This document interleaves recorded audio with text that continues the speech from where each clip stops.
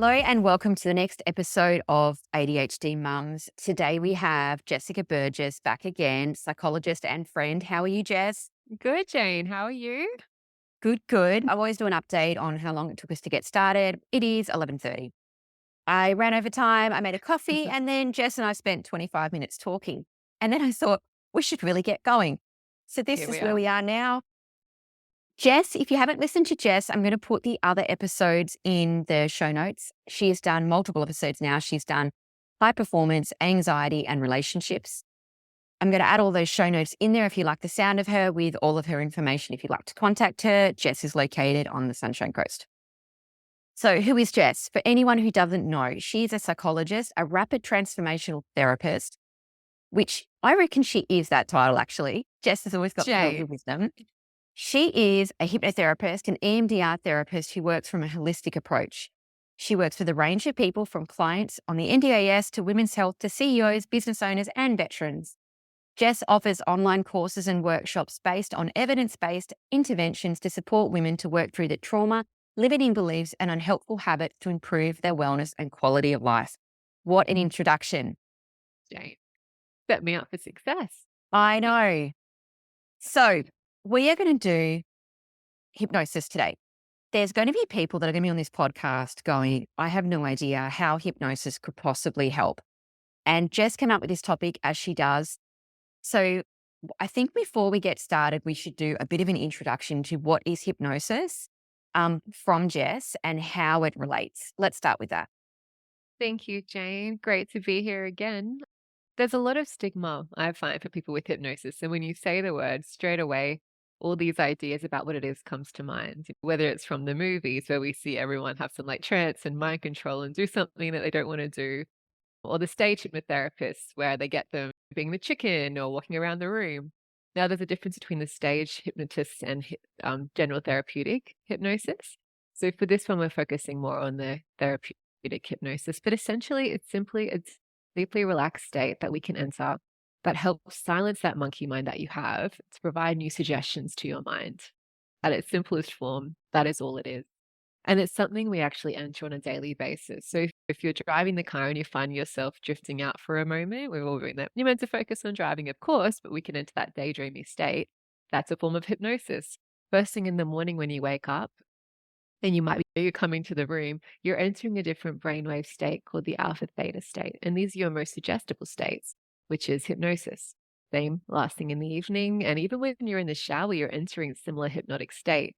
So what we do through hypnotherapy is we use this relaxed state to give your mind new suggestions or to help you begin to identify the root cause of your problems and what's going on for you.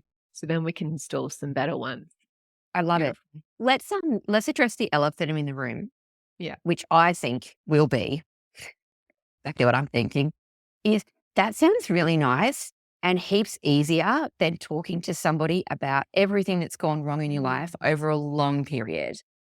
A lot of people with ADHD have probably gone to multiple therapists, psychologists, counselors over a long period, and they're like kind of talked out because you have to start from the beginning. Unfortunately, you can't give someone a big stack of your report and be like, this is all the shit that's wrong with me I've spoken about before. Yeah. So most people want to go back to the trauma or to your childhood. And so I reckon this could have a bit of a reputation for being a bit easier, like a bit more client friendly. What would be your take on that? Absolutely. It depends what your goal is. I don't think of hypnosis as the be all and end all, but it's a really useful tool to have. And like you said, if you want to go straight to the root cause, you're done because there's about 5 to 10% of what we do is our conscious mind. This is you being present and aware. And 90 to 95% is all the stuff that lies under the surface, all those previous experiences or programs or stories that I call them. And so with hypnosis, we go straight back into the stuff that you can't see on the surface. And when you finally understand what's going on for you, then you actually can shift and change the behavior. Before we have awareness, we can't really do anything about it. So it's definitely a practice with the right clinician where it's a bit of more of a directed therapy, but while using the skills of teaching yourself how to relax and getting to the solution a lot faster. Okay. So if you were to work on an issue with hypnotherapy, let's say, for example, that everyone on this podcast would have mum guilt. Yes. Most people feel it. If you've got mum guilt, I reckon that means you're a good mum. That's just my personal opinion. I'm like, if you feel guilty and you don't feel like you're doing enough, it probably means you're doing a good job. Mhm. So let's say mum guilt, and let's say you watched your mum not take rests or whatever it is your Mm. story or your limiting belief set that you've watched. I'd be like, just thankful and at ease and present with my kids and say yes to more of me rather than saying no out of the fear of letting the kids down. So that's one way to do it. You develop your own recording or you give your mind new suggestions around that. However, if that isn't enough, because it takes around 1 month anyway to still, with listening to regular recordings, have that belief installed, if that isn't enough, then you might want to go back to the root cause and then reparent that belief. So that would look like you actually giving your mum maybe back her stories that you've accidentally received as your own. Or it could look like you reparenting yourself, even as an adult in visualization practice, seeing that version of you or a time where you felt really guilty and be like, hey, it's okay. You're doing the best you can. You don't actually need to feel guilty. But the key is that it's in that relaxed state. Because if you're trying to do it on a conscious level or just through willpower alone, it's not enough to give you the results that you really need. It's through the relaxed state that we can actually create difference. So it depends what you need at the end of the day and what's right for you and your situation. Okay. And would this be why some people talk about manifesting and meditation and Mm. visualizing because you are in a better state to take that on? Is that linked? Yeah, absolutely. Meditation, you're also entering a similar state to hypnosis, but hypnotherapy is just a bit more directed. You're addressing a specific issue and need, whereas meditation practices can have elements of that, but not to the same extent that you go through with hypnotherapy. But that's very much the case. And with manifestation, it is, okay, let me create the outcome before I experience it, right? It's that faith approach. And the same way with hypnotherapy, it's what is it if you're not feeling confident? It'd be practicing confidence by creating the emotional state in your body while thinking thoughts that would help create that emotional state. And then it might be some behavioral steps around going out and practicing, being confident and letting everything catch up. But you're already embodying it before it happens, which is the whole practice of manifestation. So there's definitely elements of that. Yeah, perfect. Okay. So how would hypnotherapy be helpful with ADHD specifically? With ADHD, there's a lot of struggles with focus, emotional regulation, being present, all of those different things, plus a whole lot more. But if we can learn to support our mind, first to bring more relaxation to our body. If you're in a constant fight or flight state, you can't necessarily receive the health and healing that's best for your body. So part of it is learning how to relax more deeply. And in the relaxed state, we actually heal more. Secondly, if there are challenges, say at home, the kids are going crazy and your program or your belief system is, I'm overwhelmed. I can't cope. It's all too much. Whatever you put out will keep getting mirrored and reflected back to you. So part of that then would be how could I show up in the chaos and still feel present, have a different program playing out. That's when I do see with a lot of beautiful mums, because it is not a mum myself, but because it is crazy and you have so much you have to do all the time. But we can't, it's really important to be able to shift the program to still embrace the chaos, recognize that it's a part of your reality, but change the program because the more that you see stress or overwhelm, the more you're going to experience stress and overwhelm. It's like as soon as you start thinking to yourself, oh, I'm really tired. And then that's like a CD track going on and on again. It's like, oh, I'm so tired. Oh, I'm really tired. Then before you know it, you're like, I'm even more exhausted than I thought possible. But if you were to catch that story and change it with, my body's needing rest, but I can still be present here now, that would create a different response in your body and you could respond differently to what was going on for you.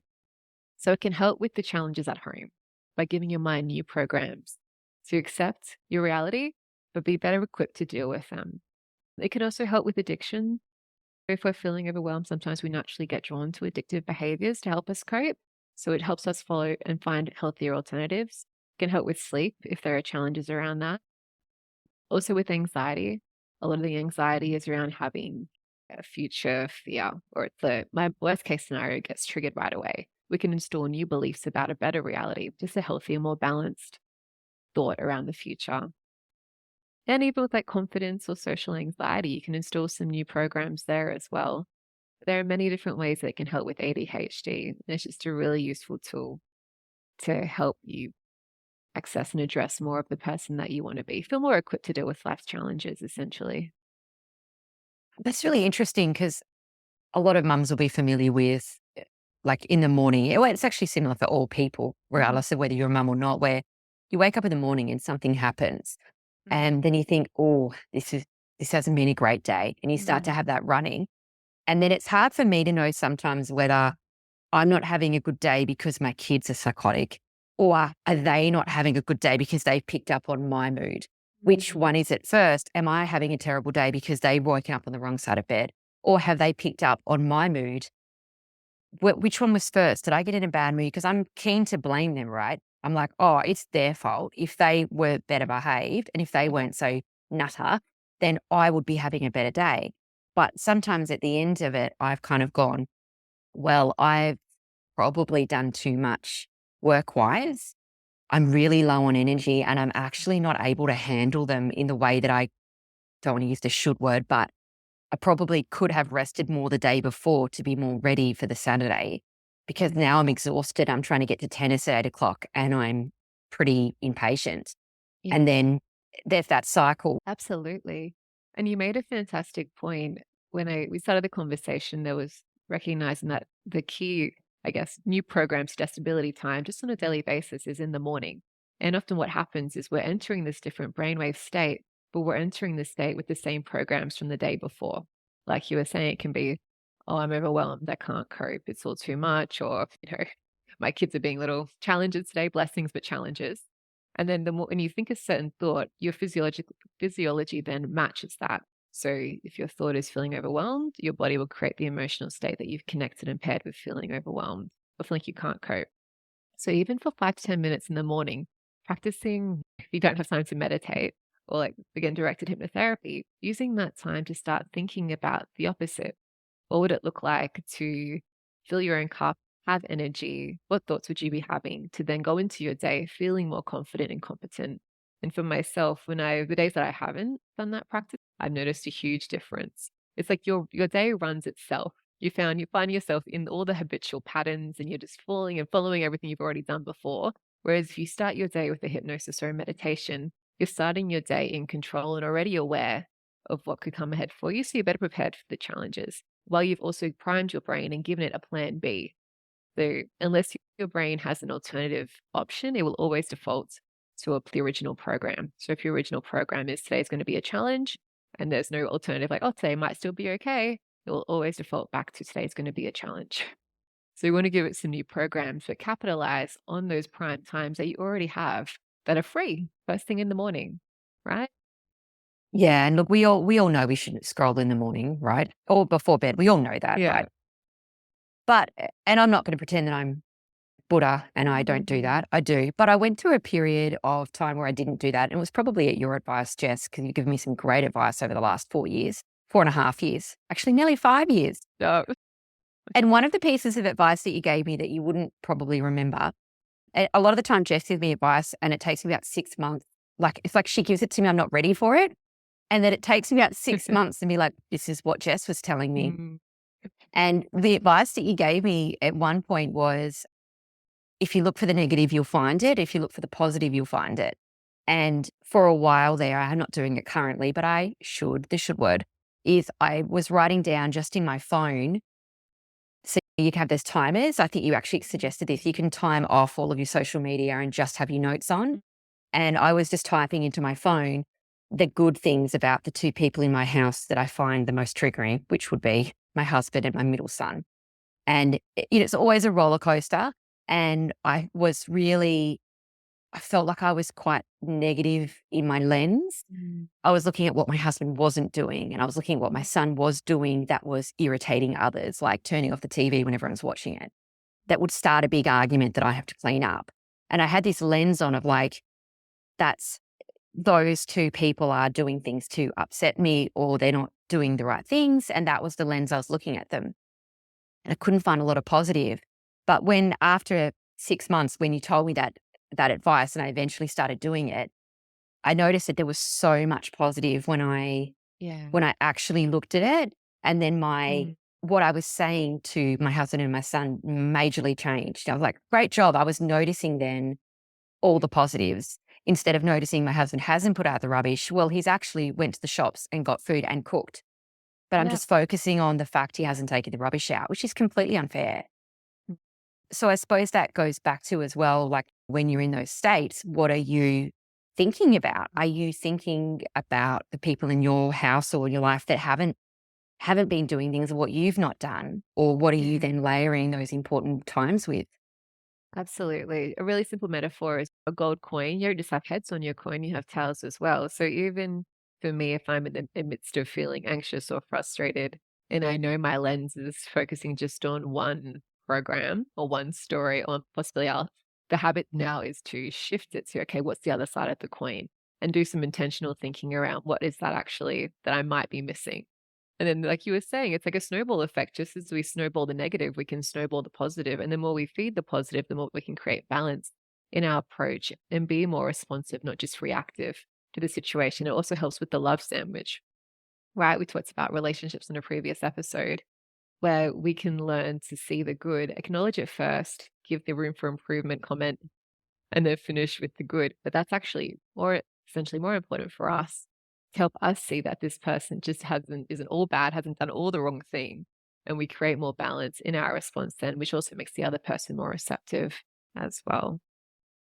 Absolutely. So if we think about trauma and ADHD, Mhm. because often that can be confusing because trauma symptoms can look like ADHD. It can be really Mhm. confusing, especially as an adult, to backtrack and figure out what was actually Yeah. there. How does trauma play out into hypnosis? Yeah. Beautifully put. I just want to say that hypnosis isn't necessarily for everyone. There are generally screeners or tools that we use to discern if it is right for you. So if you are highly dissociative, EMDR might be a better option for you, or a specific trauma therapist. If you've got schizophrenia, psychosis, extreme levels of anxiety or depression, again, it's a tool that you can use to support you on your journey. But with those conditions, other therapies are recommended and there's more evidence for them than hypnosis. So it's not going to be suitable for you. But with general trauma, most of our issues and challenges do often start from some kind of trauma.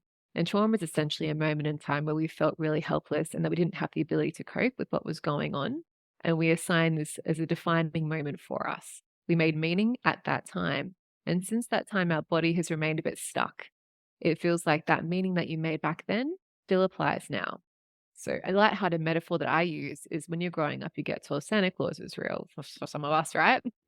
And for many years, you might believe that Santa Claus is real until one day someone says to you, sorry, sweetheart, Santa Claus is actually not real. You're believing something that isn't true. And so you have to shift your reality altogether. And so what we do with hypnosis is we go back to those moments and we start to shift your belief system. And the beautiful thing about the root cause work, so to speak, or even just general conversational hypnotherapy, which is very similar, it's just relaxing you and talking you through everything, that monkey mind quietens off long enough that you can actually process what's going on for you. We start to figure out, okay, when I was 6 years old or when I was 10 years old, I had this situation and this is the sense that I made of it at the time. But I can see now as an adult that that meaning doesn't actually fit my context anymore because now I'm a mom. I've got kids. I've got freedom to choose what I'm going to do. I've got a husband. Completely different to when I'm a kid at home, not being directed what to do, where to go, exactly, all those kind of situations. And we help your brain see that you're not there anymore and you're actually safe. And the other big thing around it, for so many of my clients, there's this sense of feeling out of control and just confusion. Why is my reality being created the way it is? Why can I not seem to step off the train that's going full speed ahead? You pause long enough and you gain some understanding. You go into your second week with new clarity and you start to see that actually I'm doing this because when I was 8 years old, I believed this, accidentally sponged it up, and I've been living that way ever since, but I don't have to be that anymore. And there's so much freedom and liberation with that. And another thing it can help with is also a sense of personal safety because often we don't feel safe in our mind and body to go back to those places that we know cause challenges for us. And even sensations in our body feel scary and overwhelming. So we can use hypnotherapy to rebuild safety for ourselves and to explore some of the shadows or those darker parts to heal and move through them. Wow. Jess has got the best hypnotherapy voice as well, by the Uh, way. She's just like so calming. Jess is at some point going to have a baby, and I'm like, you should just talk to your baby, and then your baby will just like go to sleep. Just be like, baby, go to sleep. oh, it's Such a calming voice. it's really funny. Because as babies, we pick up a lot in the womb. I'll be gone from the get-go, I tell you. I'll be hypnotized for success, pick the cards for Oh, that's calmness. so But funny. I've seen clients where, I mean, the unconscious mind is fascinating, but you create enough space to go back, and there'll be something around them being in the womb, and there'll be a trauma going at the time. And even in that space, they've received it. So the anxiety symptoms they're experiencing as an adult is being played out now. My hypnotherapy instructor, Marissa Peer, who trained me through RTT, she is an example of one of her clients. And this woman was in her 30s and experiencing severe anxiety and panic. And she would always notice her heart racing. And they went on to hypnosis practice. And the root cause memory was her locked in a room. And she was living in Africa at the time. And there was a man with a machete outside. And so the physical response that had been carried throughout was actually due to a trauma that had happened when a baby was in the womb picking up her mum's heartbeats. It's always the most bizarre, random moments that we think count for nothing that actually can manifest as adults. And when we start doing the work, we start then freeing ourselves and understanding why to then choose something different and to find more freedom for ourselves. Um, but it's probably good to chat about some of the myths around hypnotherapy as well. There can be fears that it's going to be used as mind control, or that you won't be fully present, able to respond to what someone's saying. But the amazing thing is, it is essentially a slight trance, but you're in control of the whole experience at any time. And with therapeutic hypnotherapy, you're actually talking and dialoguing through the experience. It's not generally one-sided, unless you want that at the end of maybe you've done some coaching and you want some guided hypnotherapy where you just want to sit and receive based on what you've both worked to together to come and develop for you. And yeah, so the main thing is you are in control and you can leave at any time. But you also can pick and choose what's right for you as well. So there's a sense of safety there and just knowing and trust that you can receive what's necessary for you. Do you have any other myths, or have you had any other fears around hypnosis? Probably the only myth that I would really be familiar would be the one that someone would have in their mind, like, "Oh, I tried that for smoking, it didn't work."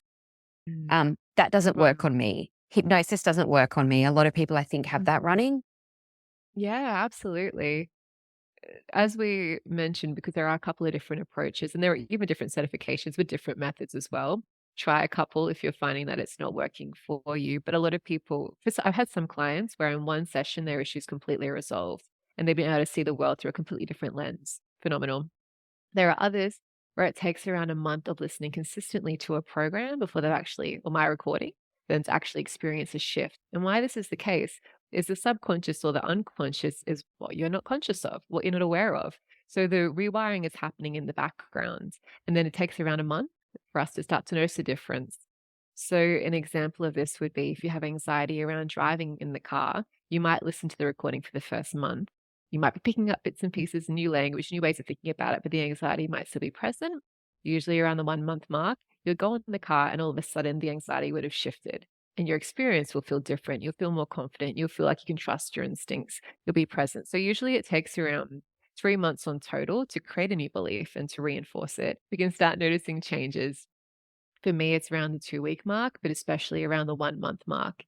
The way that you believe about something changes and it will get you by surprise because, like we're saying, it's an unconscious shift. It's not something that you're just, oh, I can see how I'm changing here. Yeah, happens a bit differently. Yeah. So who would hypnosis be for and who would it not be for? Just in case if there's anyone listening that thinks, "Oh, I'll go and book in," and actually probably shouldn't. So, as we mentioned earlier, there's schizophrenia, psychosis, bipolar, extreme depression, extreme anxiety. The hypnosis is not the best practice for you. There are other options there. If you're struggling with, say, anxiety or feeling generally overwhelmed in day to day life, but you're still managing to get through, it's very much for you. Hypnosis can be used for performance, it can be used for just giving you more helpful coping skills. I said often we already have the coping skills within us. We just can't follow through with applying them. Hey, go meditate. You're like, kidding. How am I going to do that? So hypnosis can help you seem to find the time, which you probably already had, but work with it better to help you improve in that way.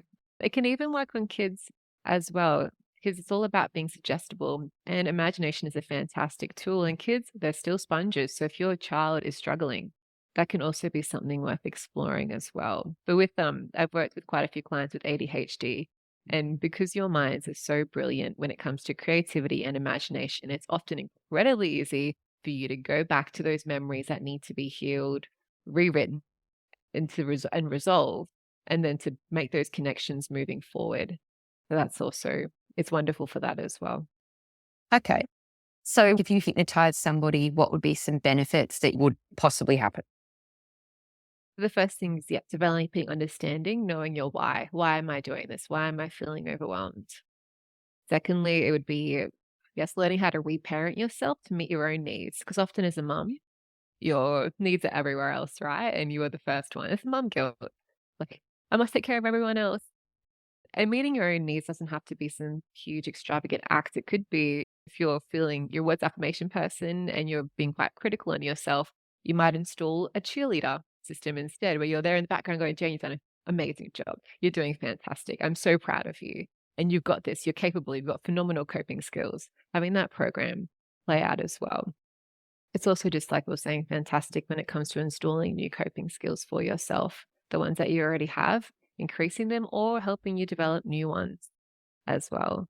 And from all of that, ideally, you'd feel empowered. You'd have a greater sense of control over your circumstance and an increased sense of self-safety, knowing that you don't have to run from yourself. You can actually meet yourself, you can develop a healthier relationship with your mind and body to help you better respond to everyday life. And also, if you've got a family, right, it's great to take that time out for you to then recharge your cup, change some of the narratives, and then be more present with your family because you're not caught up in the stories that aren't serving you and actually creating more anxiety and stress for you. Because your situation may not change. Maybe it can, maybe it not, but your belief system can change to help you feel better equipped to handle those situations and enjoy your life more and feel more empowered. Wow, I love that. I suppose there'd be a lot of people that would be not wanting to pass on their stuff to their children. Mhm. But, when your children are little is when they're most suggestible, but it's also when you're the most busy. Yeah. That was interesting because Yeah, really absolutely. maybe it should be like before you get pregnant, you should really do hypnosis and sort out That'd be all great. your own issues and then Yeah, have a baby clean slate. But look, that's probably absolutely. not really gonna happen. But One of the challenges I see with mums is that because you become aware of how suggestible and impressionable your children are, you are very mindful of how you respond. But because there's so much stress going on for you, you then become critical of the ways that you have responded, or you're constantly reflecting in, could I have done that better? Oh no, what have I done? How are they going to take that? So we can use hypnosis again to install the cheerleader, but also to help you manage your stress better, to be able to respond differently in those times of extreme stress as well. If you're noticing that, well, I'm not responding in the way that I actually want to, or it's not the best outcome for me and them. yeah, it's a good point. It's kind of like when you talk about parenting your hypothetical child, it's so much easier because Right? you're like not stressed and you're well rested Yeah. and you're like, oh, I'm going to make food from scratch every day for their Mm. lunch boxes. And then fast forward a few years and you're like, oh my God, I can't even imagine having enough time to do that. But yeah, it's always funny hypothetically that you think you can and then you kind of get stuck. But I suppose that's where hypnosis can help, Yeah. that you would kind of unstuck some of your old patterns of belief. Yeah, absolutely. And other ways I also should mention, if with some clients, it's with weight loss, or it's with, I know, smoking or drinking, or those, when you're in stress, we naturally default to those strategies or those tools as a way to help us calm down, especially if ADHD is more of the hypervigilant, hyperactive side of things. And you're feeling like, okay, I need alcohol to actually calm my nervous system. But we can learn through hypnosis to help you in natural ways start calming your nervous system a bit more and to have other options instead of, say, alcohol or smoking. And then with weight loss, it's similar thing. It's we're absorbing the beliefs from our parents. So how do we then start shifting and resolving what isn't ours, letting go of those old beliefs to see ourselves as the healthiest, best version of ourselves as well? Beautiful. So, have you hypnotized anybody with ADHD before? Yes, yeah. I work with clients on the NDIS now. I've worked with a couple of actresses with ADHD, a lot of CEOs, business owners, yeah, and just general participants on the NDIS that have ADHD, and quite a few mums as well. Okay. And what would, if someone was thinking about doing hypnosis and then Mm. listening to this and they're like, oh, what will happen when I get there? So the first session, it's just a bit of an information gathering session. Firstly, we focus on making you feel safe and supported. So you know that throughout this whole journey, you're in full control and that you can speak out and communicate what's right for you and what isn't working. It's a bit of a collaborative approach. So we'll gather your history, and then from there, we'll start really identifying the root or the issue that you want to focus on. That will look like exploring what are the situations that trigger you? What are the thoughts that you have that aren't serving you? What are the feelings you're having that are keeping you stuck in your body? And what actions do you want to take to move forward? So when we figure out what your habit is, we then start to brainstorm and co-dream together. How would a different version of you respond? What would the ideal version of you do in this situation? And for many of us, we've never actually explored, again, the other side of the coin, even when it comes to our habits. It's like, I can only see myself in one way. And there's a bit of an identity shift that goes on with hypnosis where you start to be able to ask yourself, what else is possible? And that's essential to then allow yourself to start go down the second and third steps of becoming that person that we're both creating in that session. And then from there, in the second session, we actually do, well, either RTT, so the deeper work, the root cause work, or we come together and based on the information you've given me, we create your own hypnosis recording. And you get to listen to my voice, but I think it's always wonderful to do your own. Anyway, your mind and body respond best to your own voice. So I've got some clients where we write it out together and then they'll actually go and record it themselves. They've got their voice that they can listen to, and they often get really fantastic outcomes as well. And then the third session is just a check in. It's like, what have you noticed working? What have your challenges been? Do we need to tweak anything in the recording? Have we missed anything that we need to add in if you're not getting the results there? So for the deeper work, sometimes it can take 2 to 3 sessions, depending on what's going on for you. I use it as a part of my psychology practice, but not so much the deep work. I'll do visualization elements and I'll also help clients become relaxed, but I'll more so include a part of a guided new belief system at the end. It's kind of like, so in CBT, we call it a reframe, where you challenge the belief and then you look at the evidence for and against, and then you come up with a new belief. So then I'll use just some guided hypnosis in session to help you start to install that new belief. And then we can do a bit of a recording and they take that home. So let's say if there was somebody on this podcast that really wanted to find a good hypnotherapist. Majority of my clients are telehealth. So hypnosis does work over a screen, but quite a few of my clients prefer in person as well. You just want to check the certifications because it isn't regulated as much as like becoming a psychologist is. You want to be cautious and just check in. Okay, where'd you get your qualifications from? What's your modality within the hypnotherapy practice? How does this look? Get as much information as you can before making the decision. And like with psychologists, we're all apple, oranges, and pears. So you might see one that's not right for you, trust your instincts, and then be open to explore someone else that might be a better fit for you. And most of them will offer a discovery call, which is just a 15-minute call to see if they're right for you. So using your instincts during that time, don't be afraid to ask the questions as well before you then actually find yourself in the session. Or just ask for a 5 to 10 minute call in advance if they don't have a discovery call option. Yeah, absolutely. What other questions Oh, would people have? an interesting area that I've been delving more into is, I guess, physical illness or trapped trauma in the body having an emotional cause. I've been having these conversations with a lot more people lately, including like I've had my own hypnotherapy around it. Is that something you'd like to touch on quickly? Absolutely. Beautiful. So, with my own experience in my journey, there was a time where I was having severe migraines, and I went through my own hypnotherapy, my RTT practice around this with another beautifully skilled clinician. And it's fascinating. So you go through 3 different scenes to figure out what's the actual cause or what meaning's been made based on your 3 experiences in life. And for me, it was actually a rejection wound that was connected with migraine. And my third scene, with my eyes closed, it was something very simple. Like a girl next to me was cool. I wasn't. And in that moment, I was rejecting myself. And I felt the exact same stabbing in my right frontal lobe, right front part of my brain, which is where I was experiencing migraines. And since addressing and healing the emotional cause, the physical symptoms haven't manifested since, and I have not had a migraine since. And that was 4 years ago. I'm not saying this is a quick fix, But often when it comes to our physical health, we don't consider the emotional cause of what's going on for us. And hypnosis is a tool that can help us with that as well. If you're finding something that's reoccurring, it's a beautiful holistic approach that you can use to understand why your body might have created this. Another example would be back pain. I see a lot of clients that are feeling unsupported in their life and they start complaining around or financially struggling. And they're like, wow, I've been experiencing a lot of challenges with my lower back pain. I don't know why that is. It's like, so where are you not feeling supported? And when did that first start for you? And then how do we start creating that physical support for you now in your life? And I find that you start shifting that, the back pain starts healing itself because your body's always communicating and sending you messages.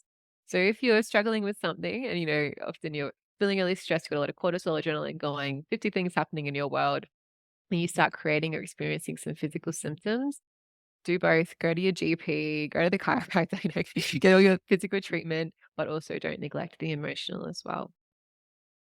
That's so funny because it's like mum life. I think a lot of people talk about back pain because you're right, so many women complain about it. And a lot of people put it down to carrying babies in the same arm, carrying a heavy baby, rocking the baby. And anyway, it's interesting because I started to get back pain and I was immediately thinking, women are so unsupported in motherhood. Isn't it interesting that they then complain of back pain, which is put down to the physical baby? And that might be true, but what else is there? Because most women are shouldering a lot of the load alone because of the way society is set up, with family not necessarily living nearby. FIFO is a really big thing these days. And a lot of men will choose to do FIFO because that's where you can make great money and you do get to go. It can suit the lifestyle, but for some women, that can be a really hard time because I had a friend recently, one of my very, very best friends, her husband did FIFO for about 18 months. She had 2 kids under 3, and it felt like every time he left, she got COVID, she got influenza, like there'd be some emergency, like their dog got sick, it had to be put down. It just felt like every time he left, something major happened. And he was working like somewhere ages away. He wasn't able to come back. And I know she said to me, I felt just so alone in those moments because there is nobody to call. I think she locked herself out of her house. There's like, what's she going to do? She's got 2 kids under 3. She's trying to break a window because there's no one to call. It's really interesting correlation with that. Through the hypnotherapy training that I went through, they talk about as kids, we learn 4 different ways to get attention or get our needs met. The first one is when we're a perfectionist or the high achiever. And then there's the carer role. So when we're finding ourselves always exerting compassion and caring for maybe not just our kids, but others as well. Oh, look, I'm a psychologist. How are you going? No, I had a wonderful upbringing, by the way, but I just, obviously, here we are. And then the next one is the rebel kid. That's a bad boy, bad girl that was always defining the black sheep of the family. And the final one is the sick kid. Always has something going on. And these are ways to get our needs met, and they're adaptive coping skills that, again, our body and mind recreate because it feels like we're still that kid in that same situation, even though cognitively we feel like we're highly advanced and we've moved way past that situation. Your body says, when's the time that I felt like this? I remember this situation. This has worked in the past to help me get my needs met, help me feel safe, help me get attention, help me be seen. Okay, let's recreate it now. Because what does being sick offer you? It gets people caring. It gets them showing up. It gives you a break. It lets you rest. It maybe gives you time off work. Whatever is needed, your body will create it for you. Whatever is repressed, it has to be expressed some way or another. And often that gets stored in our body and then manifests itself as these conditions later on.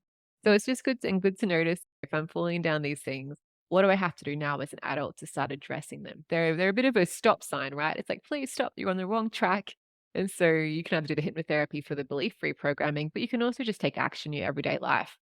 Get that journal out, start asking yourself, okay, what are the issues going on for me right now? What are my unmet needs? What are my challenges? Where am I not being seen? Where am I feeling stuck? So then how do I create the opposite? What does it look like to create change in my life rather than going down that same pattern again? Wow. It's whoever thought mum life would be so complicated because your thought process, well, mine was, oh, I'll just get pregnant and have a baby and then it will all be simple. And then I'll look after the baby for a bit for the first couple of years. And then it will just be like its own small adult, and it will just get itself ready and go to school, and I'll go to work and I'll just pick it up and it'll be fine. And then you look at the impact that you have on your own child, and and then you're like, oh no, I wish I'd have done more work before I started. Yeah, I hear you. There's constantly things coming up for you as a mom and questioning and reflecting. And could this have been different? Which is Mm. then the self-forgiveness piece and the I'm only human, that radically acceptance piece, right? It's like you've done the best you can at the time with what you had available to you. And if you had other tools, you would have done those as well. And even if you had the other tools, if your subconscious hasn't been programmed or doesn't have the way to support you with that, then they kind of rule each other out, or you'll default back to the subconscious program. Yeah. No one really teaches us about this. Every generation, I think, seems to improve a little bit. But I think it's such a valuable extra tool that we can use as humans, mums, for kids, anybody, is hypnotherapy. Thank you so much for your time, Jess.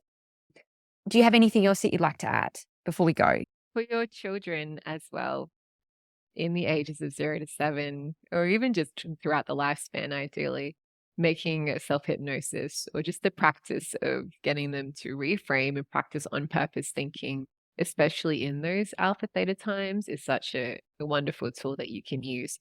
So if your child's getting bullied at school, that triggers rejection, not feeling enough, feeling like a failure. And that's really challenging for many kids to navigate. You might put on hypnosis or even talk to them about the opposite version. What would it look like to let that bullying go, but still know that you're enough, that you are valuable, that you are amazing, that you are lovable, and getting them in the practice of receiving that as well. And for some people, they might use them as part of sleep stories at nighttime, or it could be 5 minutes before they go to bed, you start talking about that with them because they're still in that state. But if they're under 7, they'll be in that state more frequently. So capitalizing on making the most of that time by speaking their specific language can be really helpful for them, or sending them to a hypnotherapist as well. Beautiful.